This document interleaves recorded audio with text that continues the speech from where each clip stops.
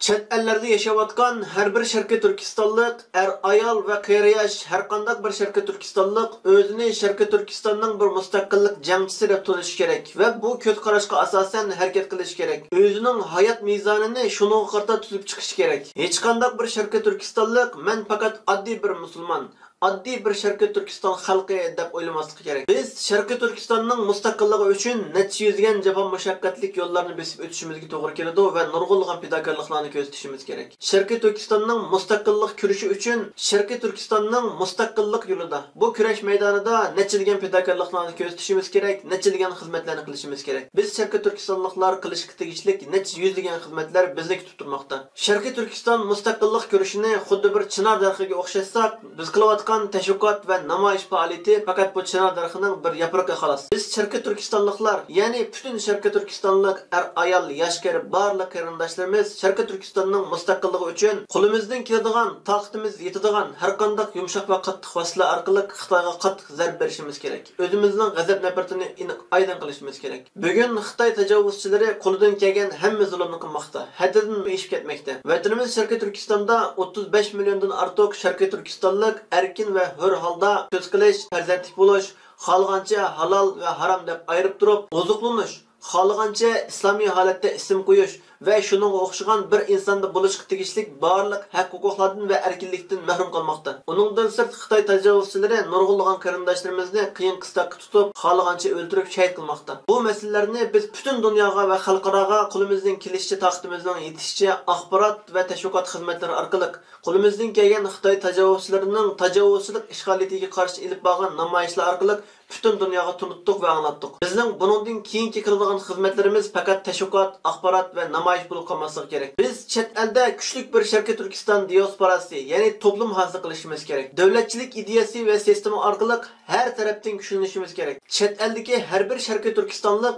o'zini faqat oddiy bir Sharqiy Turkiston xalqi deb tunib qolmasdan, bir Sharqiy Turkiston mustaqillik jangchisi deb qarab, o'zining imkoniyatiga yarasha, o'zining kasbiga yarasha va ko'z qarashiga asosan Sharqiy Turkiston mustaqillik davosini ilib berish kerak. Biz chet elda Sharqiy Turkistonliklar Xitoyning tutgan siyosatini tutmasdan, balki chet ellarda Sharqiy Turkistonliklar ixtiyoriy so'z qila oladigan, ixtiyoriy fikr qila oladigan, ixtiyoriy harakat qila oladigan erkinligi bo'lgan bir Sharqiy Turkiston kurash maydonini hozirlashimiz kerak. Biz chet eldagi Sharqiy Turkiston birligini oddiy kalla va oddiy xiyollar bilan emas, xalqaralashgan, sistemalashgan, har xil fikrdagi, har xil ideyadagi, har xil e'tiqoddagi, har xil tushunchadagi insonlarning o'zaro o'zini qabul qila oladigan, o'zaro hamkorlasha oladigan va bir-birini qabul qila oladigan, barobar ittifoq holatda dushmanga qarshi tura oladigan bir tashkiliy prinsipni hosil qilishimiz kerak. Yani davlatchilik ideyasi bilan harakat qilishimiz kerak. Bir davlatda bo'lishga tegishli tabiiy omillarni qabul qila oladigan, moslasha oladigan harakatchan bir tuzumni hosil qilishimiz kerak. Buning uchun barliq Sharqiy Turkiston tashkilotlari va Sharqiy Turkiston xalqi kam qursak eg'ir bes bo'lish kerak. Buning uchun barliq Sharqiy Turkistonliklar o'zining siyosiy, ijtimoiy va diniy ko'z qarashlarini o'stirishi, taraqqiy qildirishi va o'rganish kerak. Sharqiy Turkiston diasporasida davlatchilik ideyasi va sistemasi bilan harakat qilgan bu birlik, guruhlar, jamoatlar, tashkilotlar o'zaro bir-birsiga hujum qiladigan, bir-birini ayblaydigan emas, o'zaro bir-birini qabul qilib, o'zaro hamkorlashadigan bo'lish kerak. Agar biz Sharqiy Turkiston davosini siyosiy, ijtimoiy va diniy ko'z qarashlari nihoyatda tuvan bo'lgan, Sharqiy Turkiston davosidan yiroqlashgan insonlarning nazariyasi bo'yicha nima uchun barliq Sharqiy Turkistonliklar va Sharqiy Turkiston tashkilotlari bir rais ostiga to'planmaymiz, nimishga bir tashkilot bo'lib tashkillanmaymiz deb tushunadigan bo'lsak, biz oldi bilan Sharqiy Turkiston davosini islom dinidagi xavorijlarning, ahli sunnat jamoatlarining va shialarning, murjiyalarning ve şunun o'xshagan Salafi, Hanafi, Hizbi qatorliq nurg'unlagan jamoatlarning nima uchun Qur'oni, payg'ambari va o'qiydigan namozi bir turib, farqli ideya va jamoatlarga bo'linib ketadi.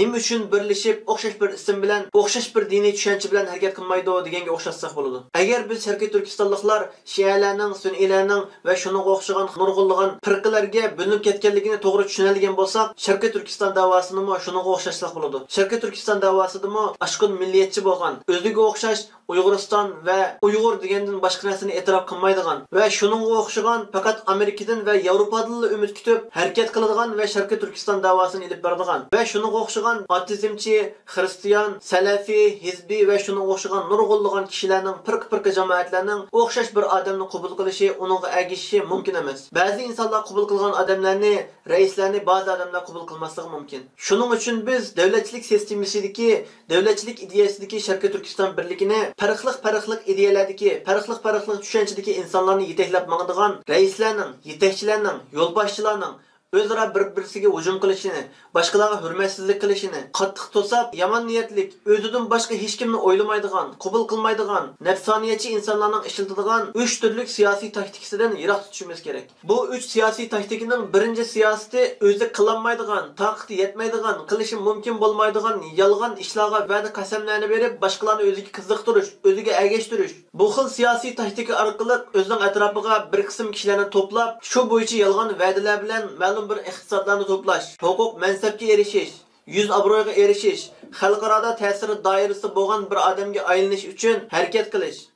Mushkil taktika orqali yangi va'dalarni berib, siyosiy faoliyatlarni qilgandek siyosiy hayotini sürdürüş. Ma'lum mezgil mushkil va'dalar bilan insonlarni oldigandan keyin o'zining atrofidagi insonlar uningdan shubhilanib, bu ishni nima qilmaysan, bizga va'da bergan eding, bu ishni qila olmamsan ya deb atrofidagi insonlar yiroqlashishga boshlagan vaqtda ikkinchi taktikani ishga solish orqali o'zi bilan siyosiy saptash bo'lgan, o'zi bilan raqobatchi bo'lgan, o'xshash bir yo'linish uchun harakat qilayotgan boshqa tashkilot, boshqa jamoat, boshqa partiyalarga hujum qilish orqali mana mushular xoin bo'lganligi uchun, mana mushular razil bo'lganligi uchun, bizga dushmanlik qilayotganligi uchun, bizning yo'limizni to'sayotganligi uchun bu ish amalga oshmadi. Men qilmoqchi bo'lgan ishlar bo'lmayotdi. Bizga ular to'sqinlik qilyotdi, dushmanchilik qilyotdi, ular xoin, ular iqtidorsiz, ular siyosat bilmaydi deganga o'xshash nurg'unlagan haqorat, iftira, bo'hton va hujumlar orqali o'ziga egashuvchi bo'lgan, o'zining to'plamini shu lider raisi bergan va'dalarni amalga oshirmaslik sababni o'zlari erishmoqchi bo'lgan natijaga nima uchun erishamayotimiz degan vaqtda atrofidagi siyosiy raqobatchilardan ko'rdigan, boshqa to'plamning, boshqa ideyadagi, boshqa tushunchadagi o'zi bilan o'xshash liniya bo'yicha harakat qilayotgan boshqa tashkilot partiyalardagilardan ko'rdigan, ularni ayblaydigan, ular bilan dushmanlashadigan holga kelib qo'yish. Bu ularning ikkinchi xil siyosiy taktikasi. Bu taktik ham bir mezgil mushkil shaklda davomlashgandan keyin insonlar o'zining atrofidagi, o'zining to'plamidagi, o'zining jamoat tashkilot partiyasidagi insonlar bu yolg'onchilikni tunib yetib, u kishidan shubha qilishga boshlagandan keyin ana shunday razil siyosat qiladigan siyosatchi o'zining o'rniga o'ziga o'xshaydigan biroz iqtidorli kishidan birini tayinlab, o'zi orqaga chekinib, ikkinchi safga o'tib oladigan. Ikkinchi safga o'tishning oldida o'zi erishmoqchi bo'lgan ma'lum bir imtiyoz, huquq, yuz obro'y, davlat kadrlari bilan munosabat o'rnatish va shunga o'xshagan o'zi erishmoqchi bo'lgan manfaatlarga erishgandan keyin o'zining to'plamisidagi kishilar hurmat qiladigan yana bir kishini o'zining o'rniga ilib, o'zi ikkinchi safga o'tadigan. Shu o'zlari erishmoqchi bo'lgan nishon, natijaga erishamaslikning sababini mushu sababli erishamadik degan asosda o'zining xatoliklarini, o'zining yolg'onchiligini, o'zining qilgan xatolik jinoyatchilarini o'zi chiqarib qo'ygan iqtidorliroq kishiga döngab qo'ydigan. O'zi bo'lsa asta-asta o siyosiy to'plamdan yiroqlashadigan. Bu xil uchlik siyosatdan qattiq yiroq turishimiz, ogoh bo'lishimiz va o'zimizning Sharqiy Turkiston to'plamlarining, jamoatlarining, tashkilot va partiyalarining o'zining raislarining mushkil uchlik siyosatdan qattiq yiroq turishi uchun ogohlantiradigan birlik hosil qilishimiz kerak. Shundoq bo'lgan chaqda biz Sharqiy Turkistonning davlatchilik sistemasidagi, davlatchilik ideyasidagi kuchli bir Sharqiy Turkiston birligini hosil qila olamiz. Albatta ki o'xshamaydigan fikrlardagi, o'xshamaydigan ideyalardagi, mayli diniy ko'z qarashdagi o'xshamaydigan jamoatlar bo'lsin, mayli tashkilotlar bo'lsin, o'xshamaydigan farqli jamoatlar, tashkilotlar mavjud bo'lgan yerda albatta ixtiloflar bo'lishi mumkin. Albatta talash-tortishlar, o'zaro qarshilik, hujumlar bo'lishi mumkin. Ammo bu hujumlar, bu raqobatlar insoniy axloqqa uyg'un bo'lgan, haq va adolatning ichida bo'lgan shaklda qilgan har qanday ishimiz insoniy qimmat qarshiga uyg'un bo'lishi kerak. Mana shundoq bo'lgandala biz o'ylayotgan erkin holatdagi raqobat, qarshi tarafdagi kishilarning xatoliklarini chiroyli shaklda eskartiladigan, ilmiy shaklda adolat bilan o'tirib qo'ya oladigan fikr, so'z, harakatda erkinlik bo'lgan bir jamiyatni barpo qila olamiz. Shuning uchun barliq qarindoshlarimizni mana mushkil ishlardan ogoh bo'lishini, diqqat qilishini va davomli turda o'zining fikr ideyasini taraqqiy qildirishini umid qilaman. Ko'rishguncha omon bo'lgaysizlar. Allohga omonat.